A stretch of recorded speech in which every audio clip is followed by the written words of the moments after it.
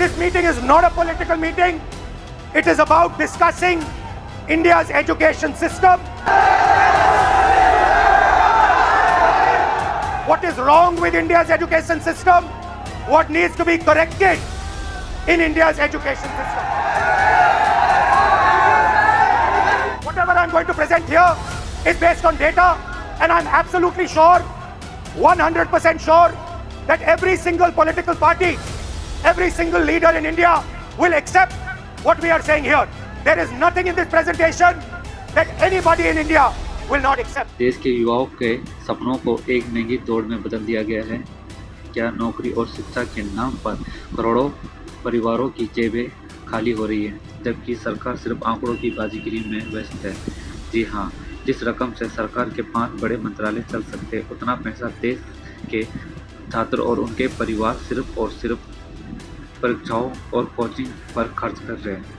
ये हम नहीं कह रहे हैं, बल्कि कांग्रेस नेता राहुल गांधी का ये दावा है, और इस दावे हर कोई अब हैरान हो गया है। Whatever I'm going to present here is based on data, and I'm absolutely sure, 100% sure, that every single political party, every single leader in India will accept what we are saying here. There is nothing in this presentation that anybody in India will not accept. Kota में जब छात्रों के बीच राहुल गांधी पहुंचे तो उन्होंने ऐसा सवाल उठाया कि जिसने देश की शिक्षा व्यवस्था और सरकार की नीतियों पर कई सवाल खड़े कर दिए। राहुल गांधी ने दावा किया कि देश के छात्र और उनके परिवार प्रतियोगी परीक्षाओं की कोचिंग, आवेदन शुल्क, रहने खाने और अन्य खर्चों पर हर साल करीब 3.5 लाख करोड़ रुपए खर्च कर रहे हैं। उनका कहना है कि ये रकम इतनी बड़ी है कि इससे केंद्र सरकार के 5 प्रमुख मंत्रालय बजट चलाया जा सकता है।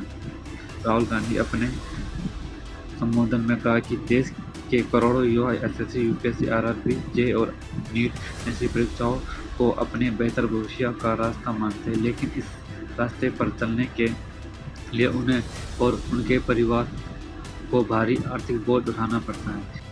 To come to stand here in front of you, in front of you in Kota, and the reason I've come, I want to make absolutely crystal clear that this is not a political meeting. This is a meeting about you,